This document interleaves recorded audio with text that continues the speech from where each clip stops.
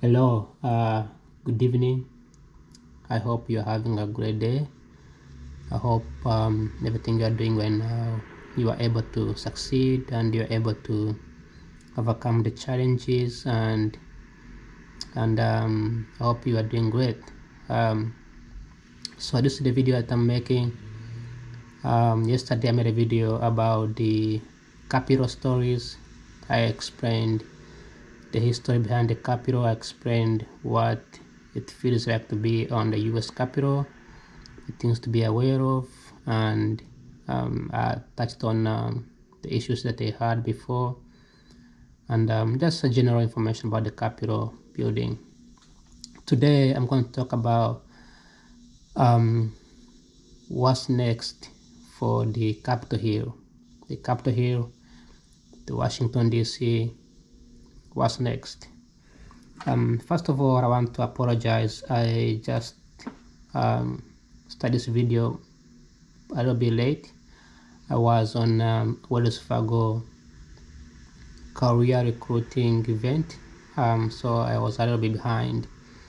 So as you can see, it's a little bit darker. I'm using a little bit of my light and my window over here, so slightly darker. So my GoPro is not that great in picking the dark lining. So I don't want to invest in like big lining equipment, something like that. Anyways, what's next for the Washington D.C.?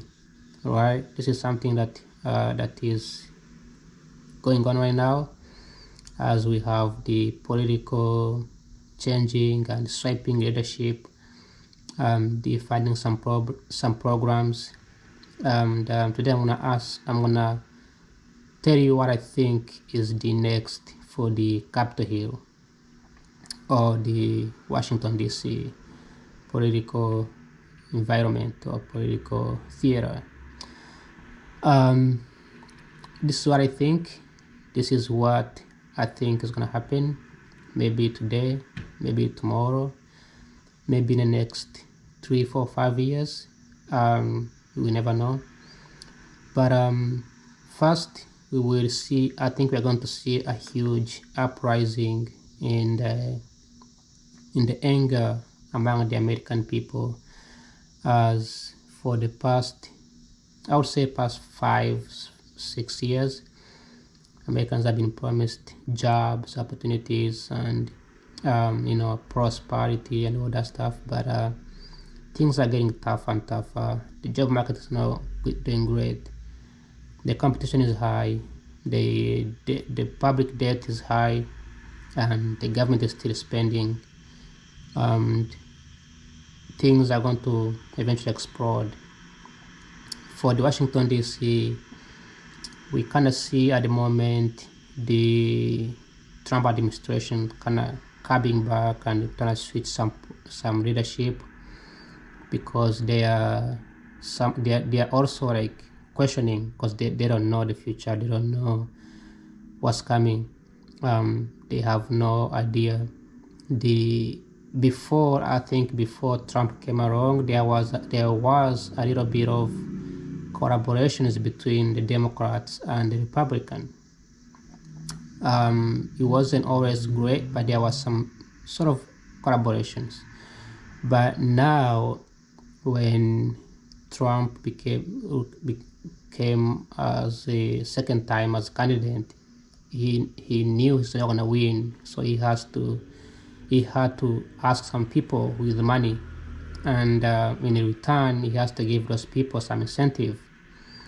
That's where Elon Musk came around. Elon Musk came around, and Elon Musk is not a politician, is not like a super intelligent. He's just an engineer.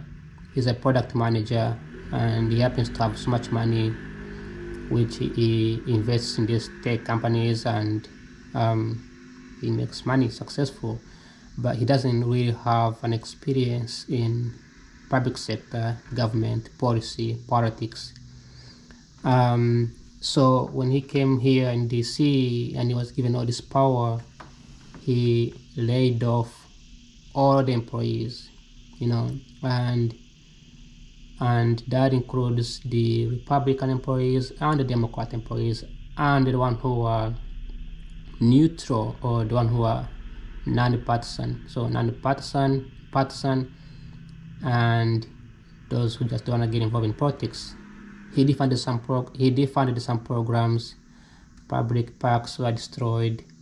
There is a little bit of tough right now going on.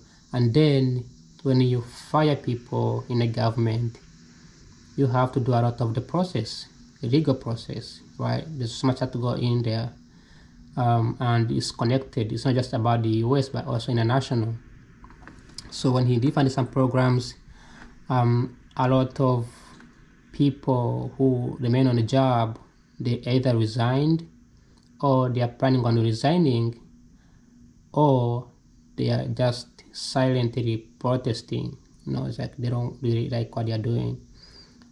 So that means the government, Trump administration has to spend even more money and attract other candidates, other employees.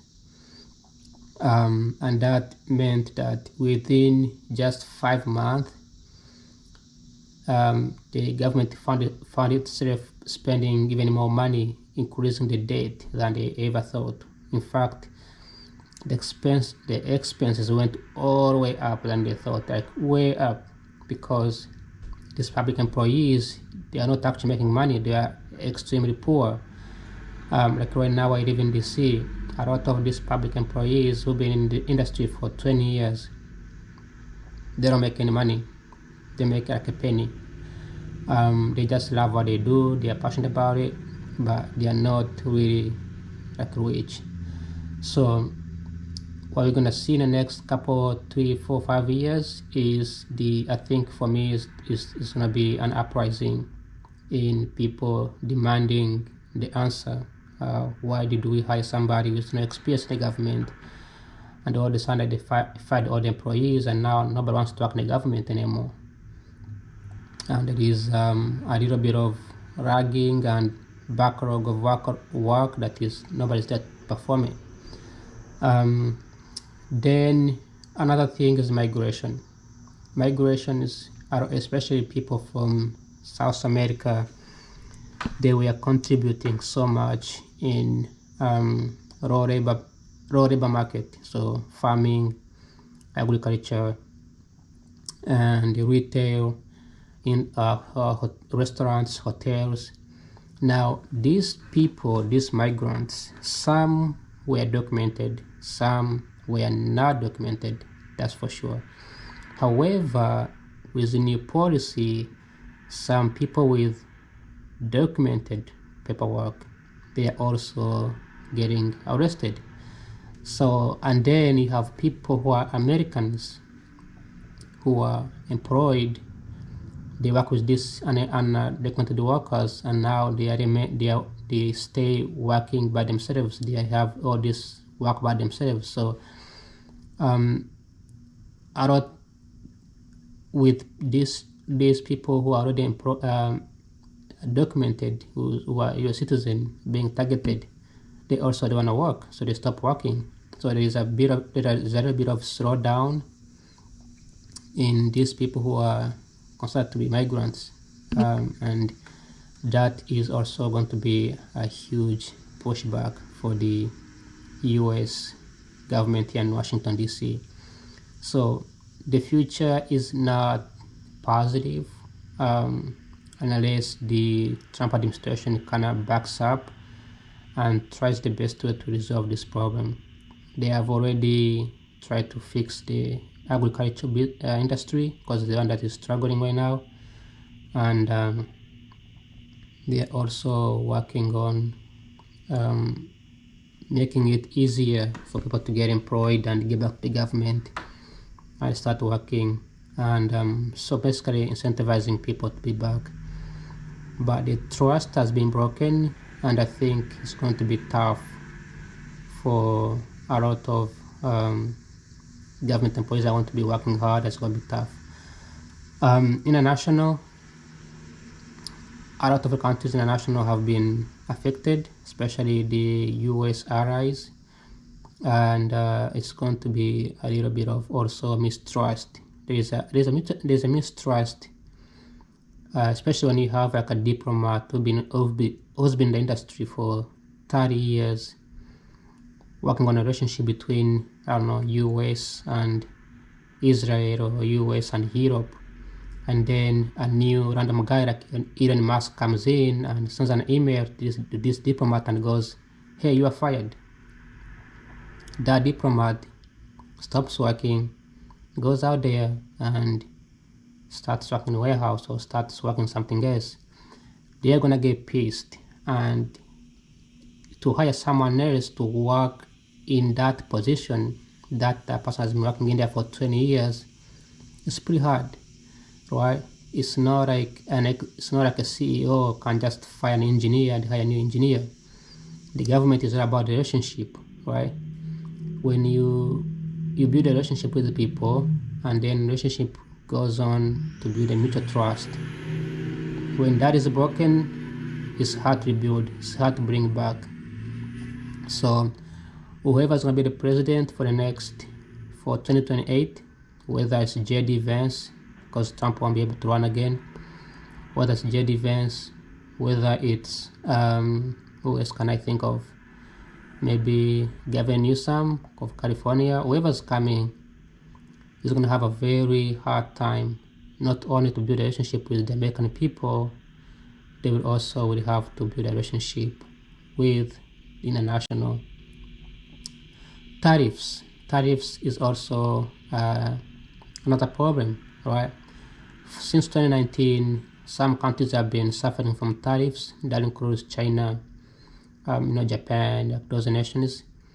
But this year, it's not just China and Japan. It's now the Canada and Mexico and Europe and some countries in Africa, and then us, people who live here in the United States, are also paying the tariffs.